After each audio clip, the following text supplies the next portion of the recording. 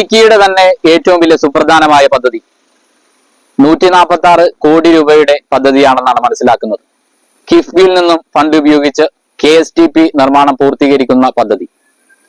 അതായത് ഇടുക്കിയിലെ തന്നെ ഏറ്റവും സുപ്രധാനമായ ടൂറിസ്റ്റ് മേഖലയെ ബന്ധിപ്പിക്കുന്ന റോഡ് നിർമ്മാണം. അതായത് ആനചാടി, കോട്ടപ്പാറ, പട്ടയക്കുടി, മുള്ളിരിങ്ങാട് മേഖലയെ ബന്ധിപ്പിക്കുന്ന ഏറ്റവും സുപ്രധാനമായ വഴി. ആ വഴിയുടെ നിർമ്മാണമാണ് പൂർത്തീകരിച്ചുകൊണ്ടിരിക്കുന്നത്. ഒറ്റ മഴ കൊണ്ട് തന്നെ ഈടുകൾ ഇടിഞ്ഞിരിക്കുന്നു. കൃത്യമായി സർവേ ചെയ്യാതെ, ഈടുകളുടെ ബലം പരിശോധിക്കാതെ നിർമ്മാണം പൂർത്തീകരിക്കുന്ന സാഹചര്യം.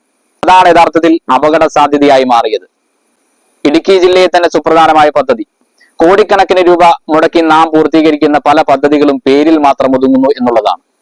2-3 വർഷം കഴിയുമ്പോൾ ഒന്നല്ലെങ്കിൽ പാതി വഴിയിൽ ഉപേക്ഷിക്കുക, അല്ലെങ്കിൽ വീണ്ടും നിർമ്മിക്കേണ്ട അവസ്ഥയിലേക്ക് പല പദ്ധതികളും മാറുന്നു എന്നുള്ളതാണ്. കൃത്യമായി നിർമ്മാണം പൂർത്തീകരിച്ചാൽ ഒരുപാട് ആളുകൾക്ക് ഗുണം ചെയ്യുന്ന പദ്ധതി. എന്നാൽ ഇന്ന് ഒരു മഴ പെയ്തപ്പോൾ തന്നെ ഈട് ഇടിഞ്ഞു തുടങ്ങിയിരിക്കുന്നു. ആരായിരിക്കണം നടപടി സ്വീകരിക്കേണ്ടത്? യഥാർത്ഥത്തിൽ ഇതിന്റെ നിർമ്മാണം പൂർത്തീകരിക്കേണ്ടത് കയറ്റം കുറച്ചുകൊണ്ട് വീതി കൂട്ടിയാണ്.